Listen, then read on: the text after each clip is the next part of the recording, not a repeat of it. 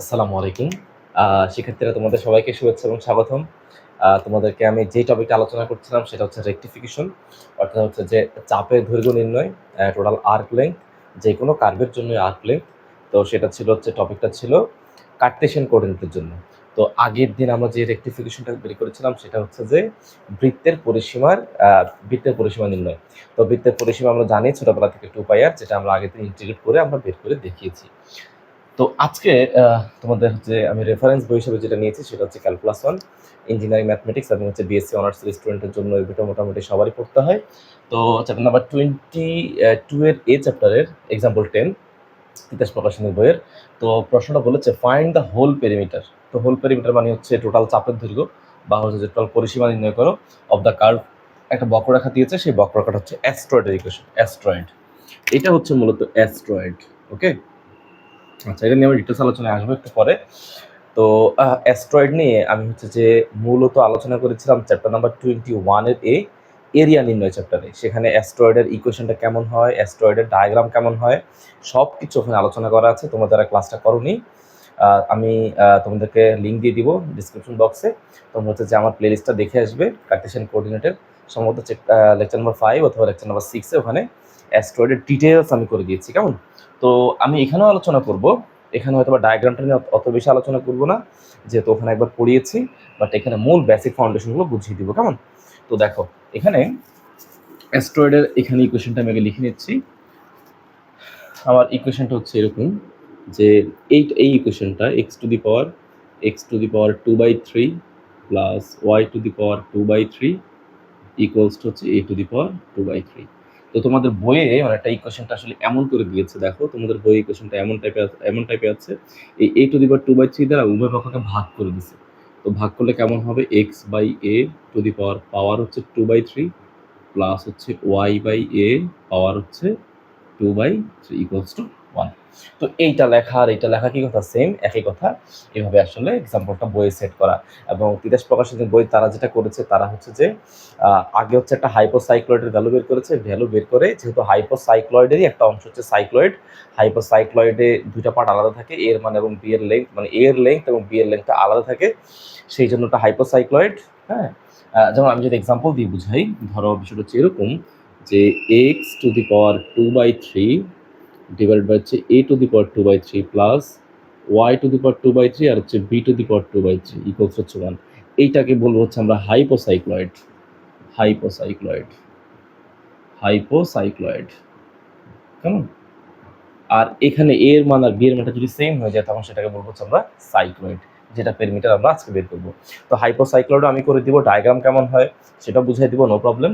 তো আজকে হচ্ছে আমাদের আলোচনার বিষয়বস্তু হচ্ছে সাইক্লয়েড নিয়ে। কেমন? তো সাইক্লয়েডের যেহেতু পেরিমিটার বের করবো, আমি এই ইকুয়েশনটাকে, এই পুরো ইকুয়েশনটাকে আমি 1 নম্বর ইকুয়েশন হিসেবে কনসিডার করে নিচ্ছি।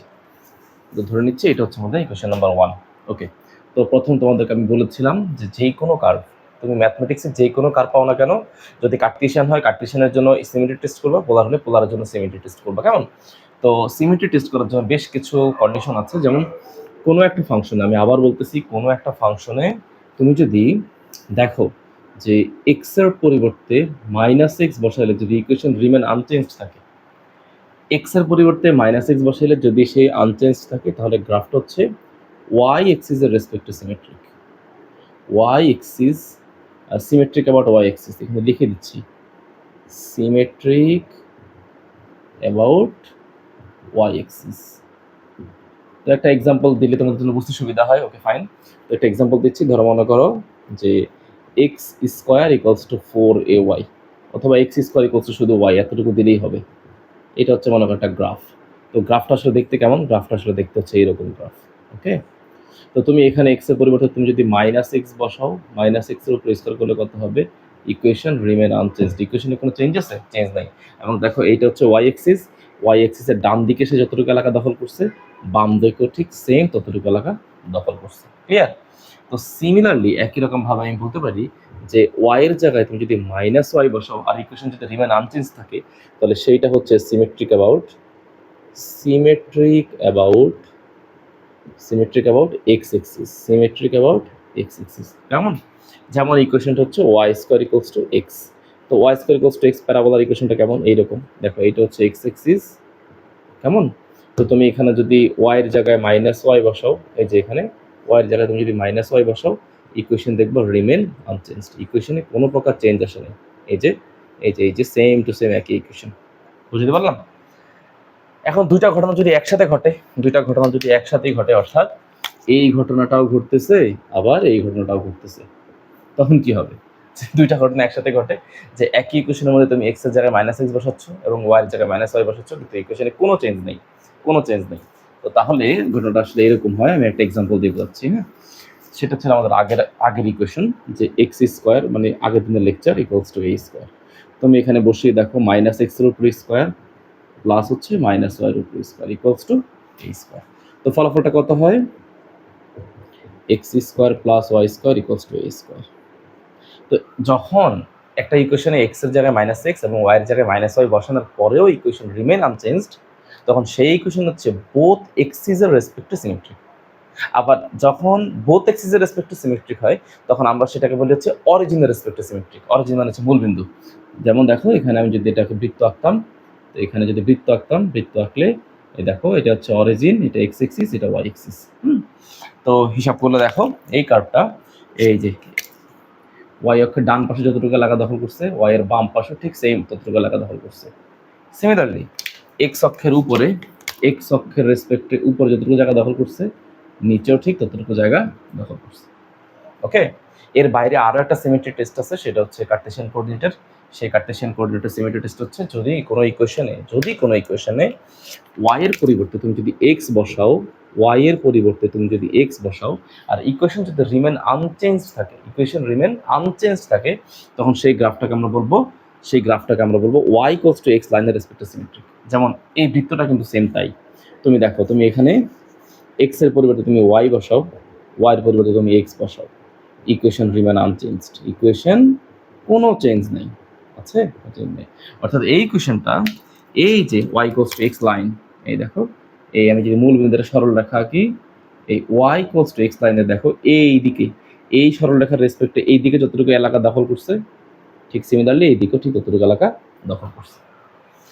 এই সিমেট্রিক টেস্টগুলো খুব গুরুত্বপূর্ণ, কারণ আমরা আসলে সবসময় কার্ভ বের করতে পারি না। তো সিমেট্রিক টেস্টটা করলে আমরা বুঝতে পারি যে কার্ভের আসলে ডায়াগ্রামটা কেমন হবে। ওকে, বা কতটুকু জায়গা সে দখল করতেছে, কার রেসপেক্টে আছে, সেই অনুযায়ী সহজে ইন্টিগ্রেটটা করতে পারি। ওকে, তো আমাদের এখন যে কার্ভ, তোমরা একটু অ্যানালাইসিস করে বলো তো, একটু দেখে বলো তো আমাদের কার্ভটা, কার রেসপেক্টে সিমেট্রিক, ঠিক আছে? একটু দেখে বলো তো, আমি দেখি আমার ক্যামেরাটা ঠিক আছে কিনা, মোবাইল থেকে দেখা যাচ্ছে কিনা ঠিক মতো। হ্যাঁ, মোটামুটি ঠিক আছে। ওকে ওকে, তো দেখো আমার যে ইকুয়েশন সেই ইকুয়েশনটা হচ্ছে আসলে এটা এক্সাম্পল 10, এখানে লিখতেছি এক্সাম্পল 10। আমার ইকুয়েশনটা হচ্ছে মূলত অ্যাস্ট্রয়েডের equation, x to the power 2/3 plus y to the power 2/3 equals to a to the power 2/3। তো আমি আমার ইকুয়েশনটাকে 1 নম্বর ইকুয়েশন ধরে নিলাম, এবং তুমি খেয়াল করলে দেখবা যে আমার ইকুয়েশনটা হচ্ছে এক্স এর ভ্যালুতে যদি আমি ওয়াই বসাই এবং ওয়াই এর জায়গায় যদি আমি এক্স বসাই, তাহলে ইকুয়েশন রিমেন আনচেঞ্জড হয়। ভালো করে দেখো, এখানে ওয়াই বসালে হবে ওয়াই টু দি পাওয়ার 2/3, আর এখানে ওয়াই এর জায়গায় এক্স বসালে হবে ওয়াই টু দি পাওয়ার 2/3। তার মানে আমার এই গ্রাফটা ওয়াই ইকুয়ালস টু এক্স লাইনের রেসপেক্টে সিমেট্রিক। আবার আমি এটাও লিখতে পারি যে এক্স এর পরিবর্তে যদি মাইনাস এক্স বসাই অথবা ওয়াই এর পরিবর্তে যদি মাইনাস ওয়াই বসাই, তাও রিমেন আনচেঞ্জড। এবং রিমেন আনচেঞ্জড হওয়ার ফলে তখন আমার এই কার্টেশিয়ান কার্ভটা, সে হচ্ছে অরিজিনের রেসপেক্টে সিমেট্রিক। আমি তোমাদেরকে লিখে দেখাচ্ছি যে here if we replace, symmetricity test করতেই হবে, if we replace x and y by minus x and minus y respectively, then the curve okay, এখানে লিখলাম x এর পরিবর্তে লিখলাম হচ্ছে minus x to the power 2/3 plus এখানে লিখলাম minus y to the power 2/3 equals to a to the power 2/3। কেমন? তো তো এখানে আমি লিখতে পারি এইভাবে যে মাইনাস এক্সের উপরে স্কোয়ার, তার উপরে লিখলাম হচ্ছে 1/3, কারণ আমরা জানি পাওয়ারগুলো গুণ হয়ে যাবে।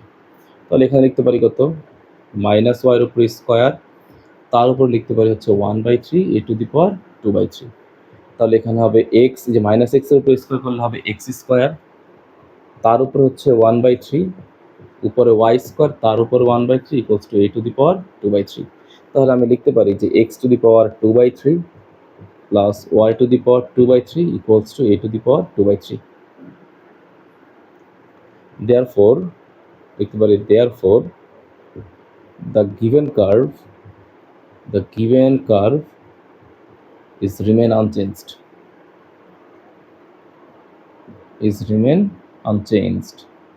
কার্ভের কোনো প্রকার পরিবর্তন হয়নি।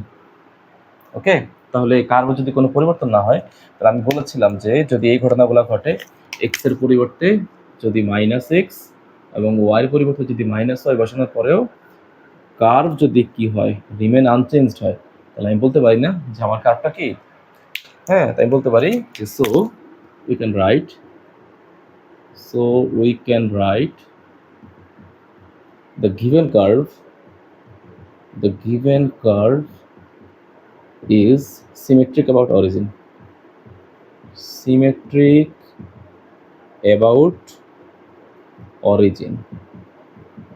সে হচ্ছে মূলবিন্দুর রেসপেক্টে সিমেট্রিক, অর্থাৎ মূলবিন্দুর রেসপেক্টে সিমেট্রিক মানে হচ্ছে বোথ দ্য এক্সিসের রেসপেক্টে সিমেট্রিক। কেমন?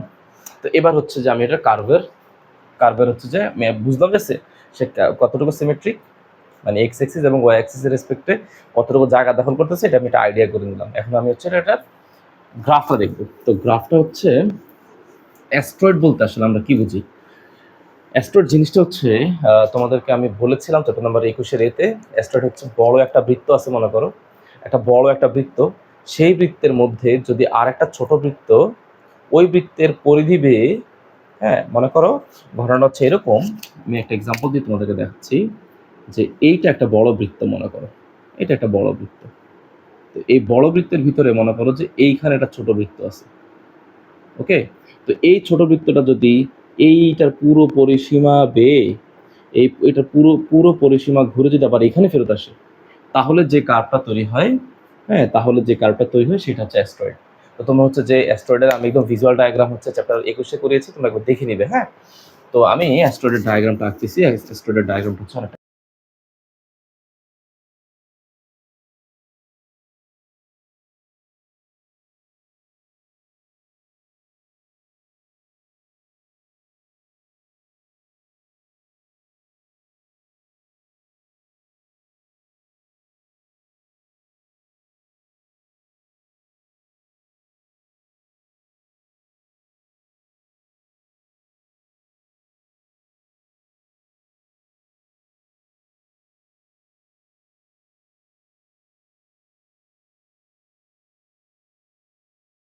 এইরকম। এই যে এটা হচ্ছে একেবারে অ্যাস্ট্রয়েডের ডায়াগ্রাম, এটা হচ্ছে এক্স এক্সিস, এটা হচ্ছে ওয়াই এক্সিস। কেমন? তো অ্যাস্ট্রয়েডের ডায়াগ্রামটা হচ্ছে দেখতে এরকম, যে সে হচ্ছে এরকম হবে।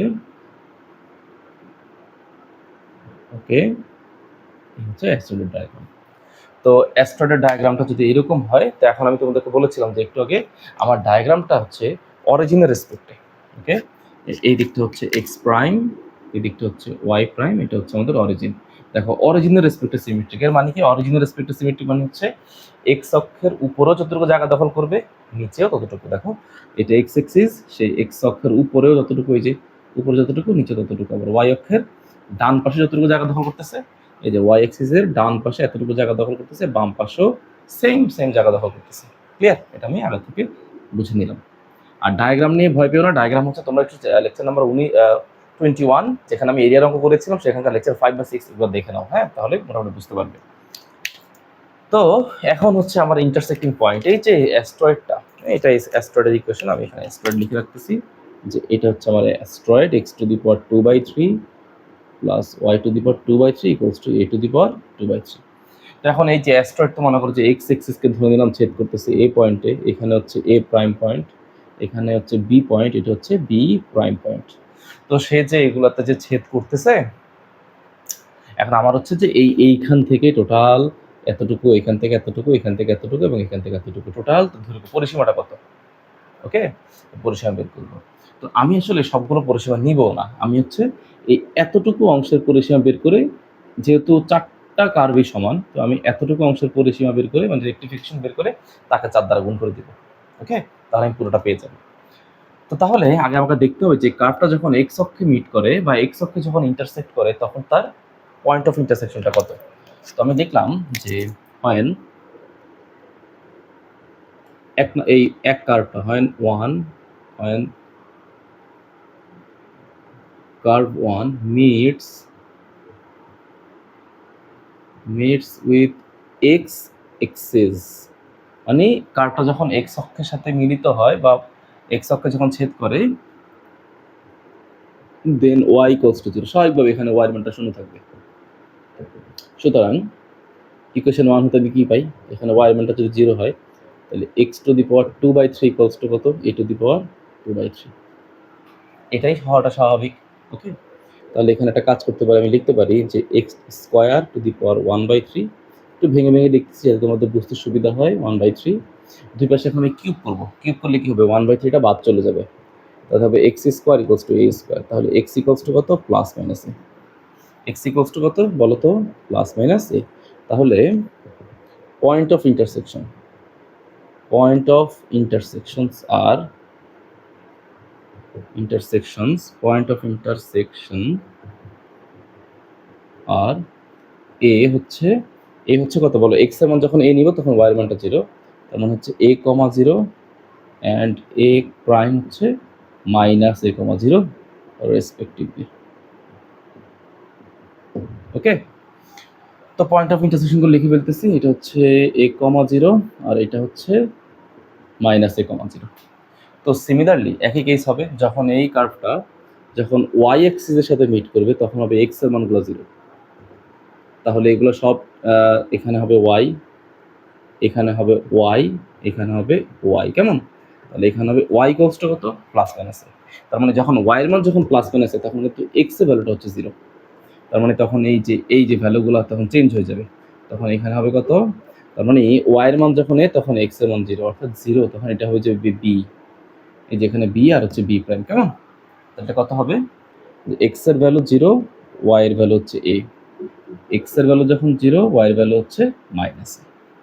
এই তো, তাহলে পয়েন্টগুলো লিখে ফেললাম 0, a আর এটা হচ্ছে 0, মাইনাস এ।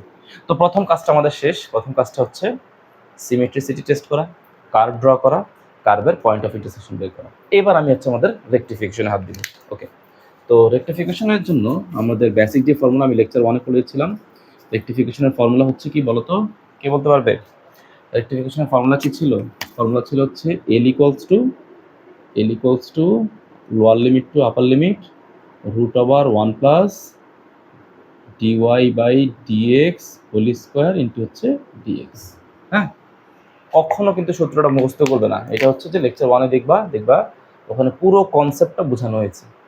এইটার প্লেলিস্ট করে দিয়েছি আমি লেকচার 1-এ, দেখবে ভালো করে, দেখলে অটোমেটিক্যালি এটা মনে থাকবে।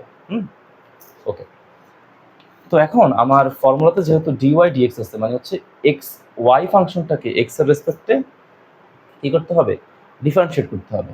তার মানে হচ্ছে এই কার্ভটাকে হচ্ছে আমাকে এই কার্ভ থেকে আমার dy বাই dx এর ভ্যালুটা বা ddx অফ y ভ্যালুটা আসলে বের করতে হবে। তো আমি এইটাকে লিখলাম যে ডিফারেন্সিয়েট 1, লিখলাম যে differentiate 1 with respect to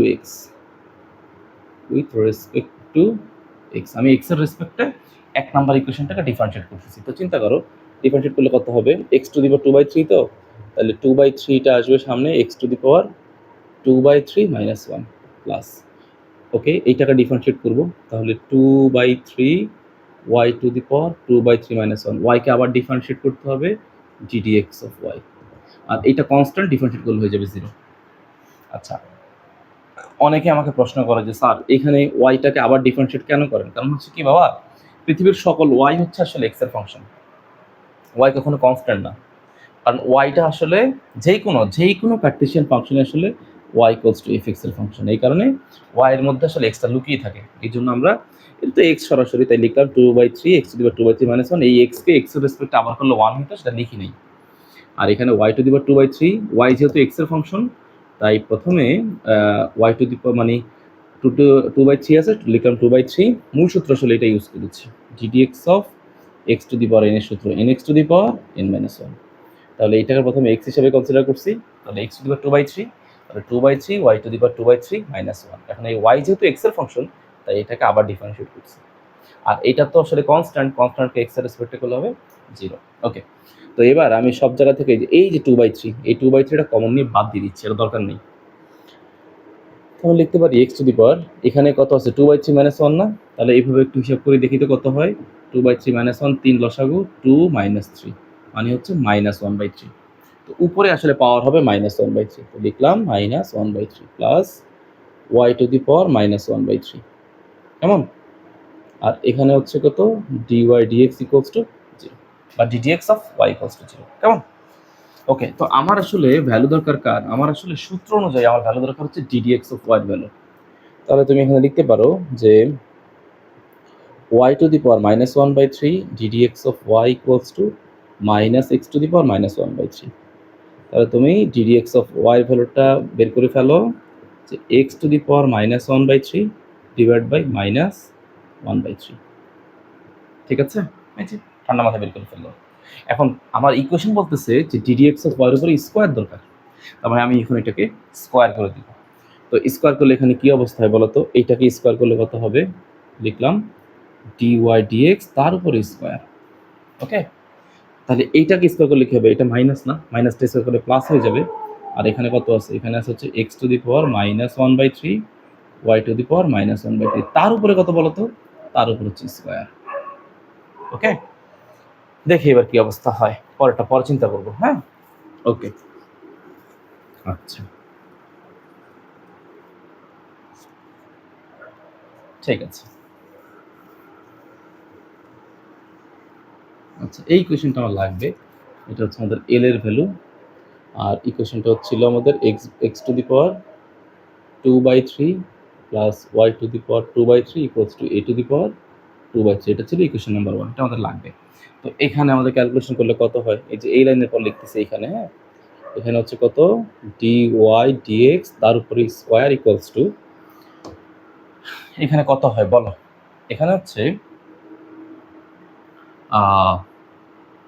minus তো প্লাস হয়ে গেছে, তাই না?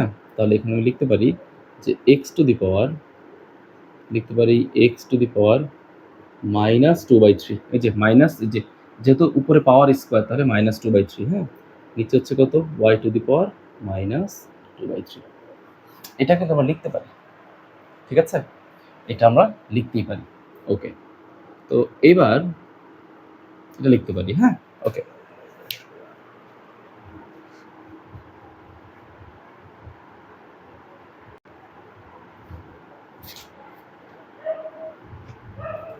আচ্ছা, তো এটা হচ্ছে আমরা লিখতে পারি, বারবার ক্যামেরা মনে যাচ্ছিল, তো ঠিক আছে, এটা আমরা লিখলাম। এখন এখানে ঘটনাটা কি হয় দেখো তো, এখানে খুব স্মার্টলি একটা জিনিস হ্যান্ডেল করতে হবে, সেটা হচ্ছে স্কোয়ার করলাম। দেখো এই জায়গাতে এই যে উপরে যে জিনিসটা আছে এটা কিন্তু ইনভার্স ফাংশন, ইনভার্স। তো ইনভার্সের জন্য আমি লিখতে পারি কত 1 divided by x to the power 2/3 লিখতে পারি না? এটাকে আবার লিখতে পারি কত 1 divided by y to the power 2/3, পারি তো লিখতে?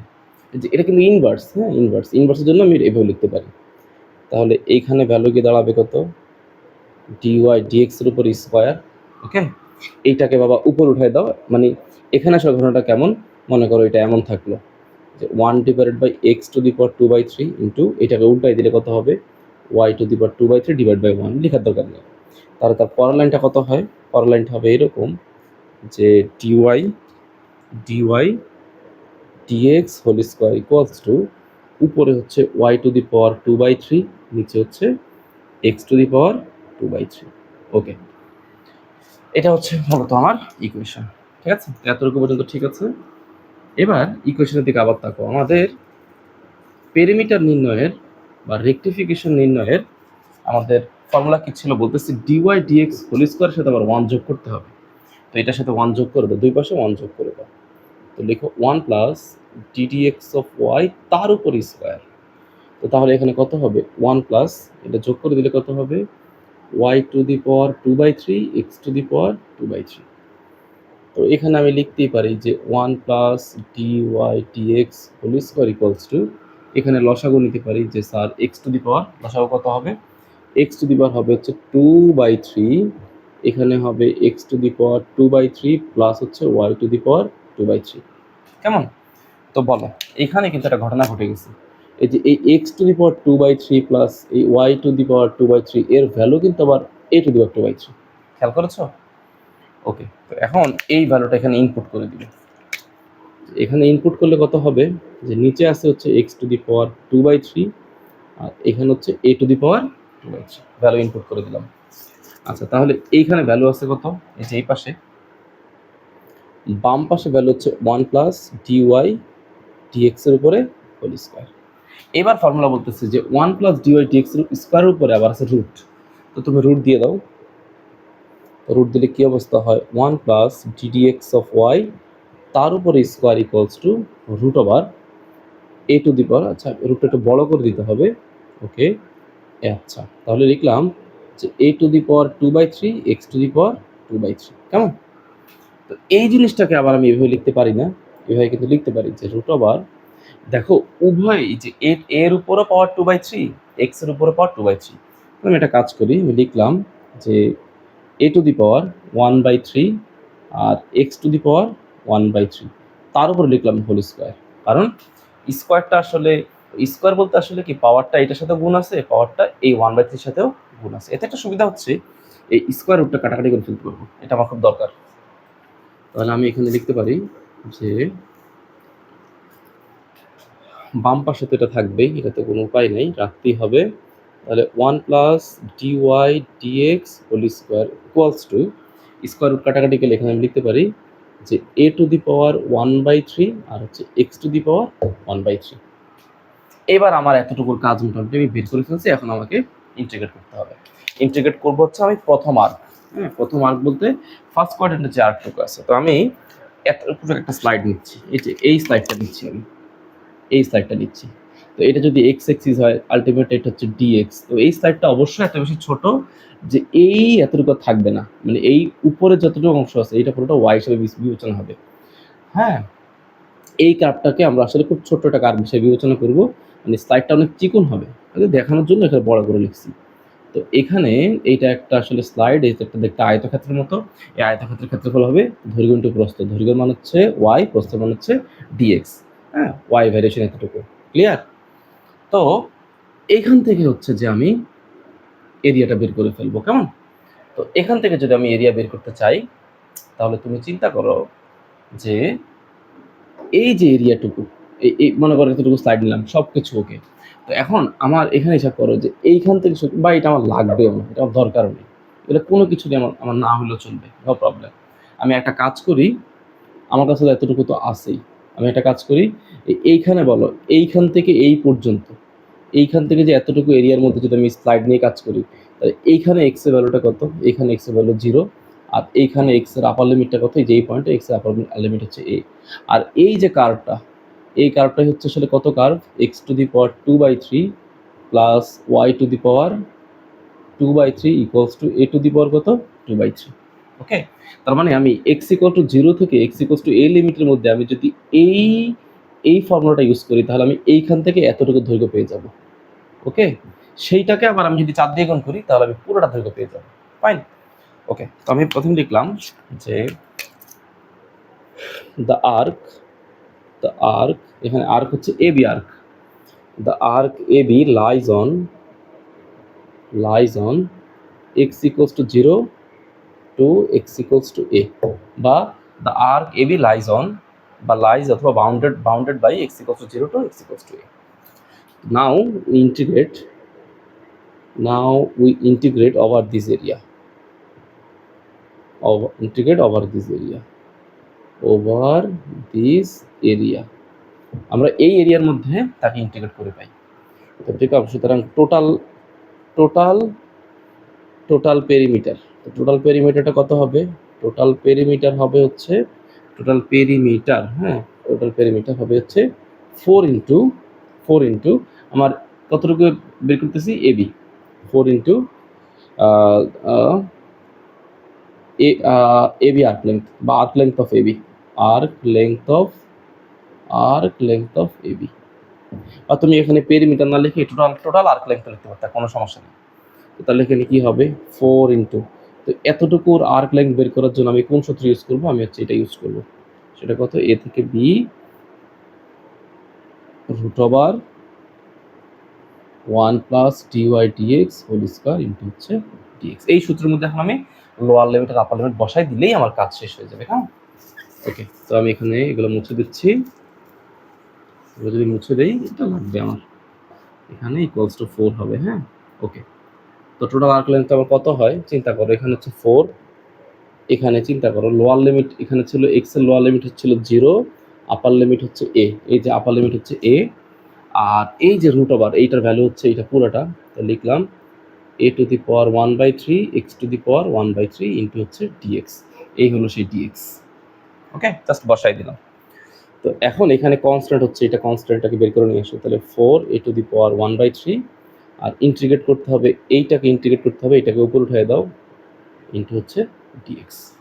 ঠিক আছে, তো আশা করি এখন ইন্টিগ্রেট করলেই আমি মানে পুরোটার পেরিমিটার পেয়ে যাব। তাহলে এখানে কত হবে 4 a to the power a to the power 1/3, এমন। এখানে এটাকে যদি ইন্টিগ্রেট করি তাহলে কত হবে x to the power -1/3 plus 1, এখানে -1/3 প্লাস 1, আপার লিমিট এ লোয়ার লিমিট 0। তো তাহলে এখানে কত হলো, এখানে হচ্ছে 4 a to the power 1/3, 4 a to the power 1/3, আর এখানে আপার লিমিট কত আছে, এখানে হচ্ছে এক্স এর উপরে, তো -1/3 প্লাস 1 যদি হয় তাহলে লসাগু নিলে 3 লসাগু -1 প্লাস 3 মানে হচ্ছে 2/3 হবে। তাহলে এক্স এর উপরে পাওয়ার হচ্ছে 2/3, এখানেও একই অবস্থা, এখানে হচ্ছে 2/3, আপার লিমিট হচ্ছে এ, লোয়ার লিমিট 0, আপার লিমিট এ, লোয়ার লিমিট 0। ওকে, তো দেখি এবার কি অবস্থা হয়, এখানে এরিয়া কত পাওয়া যায়, এগুলো মুছে দিচ্ছি সব কিছু। তাহলে 4 a টু দি পাওয়ার 1/3, 2/3টাকে বের করে নিয়ে আসো, বের করে আনলে এটা উপরে উঠে যাবে, 3/2 হয়ে যাবে। আর এখানে বক্সের ভিতরে কত আছে, x to the power 2/3, upper limit A, lower limit 0। তাহলে 2 দিয়ে 4 কাটাকাটি করলে 2, 3 দুগুণে 6 a টু দি পাওয়ার 1/3। এখানে এক্স এর ভ্যালু তুমি এ বসিয়ে দাও, কেমন, এক্স এর ভ্যালু এ যদি বসিয়ে দাও, এ বসিয়ে দিলে কি অবস্থা হবে, এখানে হবে a to the power 2/3 minus x এর ভ্যালু 0 বসালে এখানে 0, upper limit lower limit apply করলাম, তাহলে 6 a to the power 1/3 a to the power 2/3। তুমি এ নিলে হবে 1/3 প্লাস হচ্ছে 2/3, তাহলে 6, 3 লসাগু নিয়ে 2টাকে যোগ করে 3, 3 3 কাটা, দ্যাট মিনস টোটাল পেরিমিটার পেয়ে গেলাম 6a ইউনিট। অর্থাৎ অর্থাৎ চিন্তা করো এইখান থেকে শুরু করে এই পুরোটার মানে পুরোটার পরিসীমা হচ্ছে 6a। সেটা আবার কি দেখো, সেটা আবার কি কত ম্যাথমেটিক্স কত সুন্দর জিনিস দেখো, এই অরিজিন থেকে এই পর্যন্ত আমাদের লেন্থ হচ্ছে a, তার মানে এই a কে 6 দ্বারা গুণ করলে এই টোটালটার আমি পেরিমিটার পেয়ে যাচ্ছি। ওকে, এই যে আমাদের পেরিমিটার বের করে ফেললাম। তো আশা করি তোমরা বুঝতে পেরেছো। আমি আবারও বলেছি, ম্যাথটা করে দেওয়ার একটা অন্যতম কারণ হচ্ছে তিতাস প্রকাশনের যে বইটা রেফারেন্স হিসেবে নিয়েছি, তারা হচ্ছে সেখানে হাইপোসাইক্লয়েডটা আগে বের করে সেখানে হচ্ছে যে মানগুলো ইনপুট করে দিয়েছে, বাট ওইভাবে করাটা আসলে সুন্দর দেখাবে না, তাই আমি কষ্ট করে পুরোটা করে দিয়েছি। তোমরা পরীক্ষাতে ঠিক আমি যেভাবে লিখ করেছি এভাবেই অ্যান্সার করার চেষ্টা করবে, এটা সুন্দর হবে। তো আজকে এতটুকুই থাকবে, ইনশাল্লাহ নেক্সট দিন হয়তো বা অন্য কোনো চেষ্টা করবো হাইপোসাইক্লয়েডটা দেখানো, অথবা অন্য কোনো কার্ভের আমি হচ্ছে যে পেরিমিটার বের করে দেখাবো। তো সবার জন্য দোয়া রইল, ফি আমানিল্লাহ।